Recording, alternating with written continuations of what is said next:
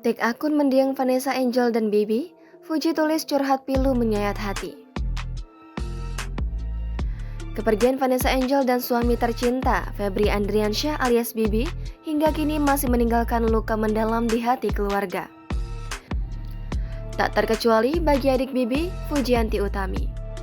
Meski kerap terlihat ceria dan bahagia, jauh di lubuk hatinya Fuji masih merindukan Vanessa dan Bibi. Kedekatan Fuji dan Vanessa memang tidak perlu diragukan lagi. Saat Vanessa tersandung kasus hukum, keluarga Bibi selalu setia mendampingi. Fuji bahkan penuh kasih sayang ikut merawat putra sematawayang Vanessa, Galaski Andriansyah. Potret kebersamaan Fuji dan Vanessa pun seolah menjadi saksi bisu kedekatan mereka. Kecelakaan maut yang menimpa Vanessa dan Bibi tentu membuat hati Fuji hancur berkeping-keping. Kenangan atas Vanessa dan Bibi tak kuasa dilupakan Fuji.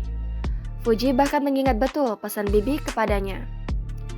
Hal ini diungkap Fuji dalam unggahan Instagram story miliknya pada Kamis 13 Januari 2022 malam. Memamerkan potret hitam putih, Fuji tampak duduk termenung di tepi pantai.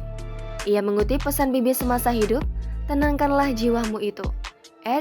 @biblis, tulis Fuji. Jangan lupa subscribe, share, komen, dan like ya.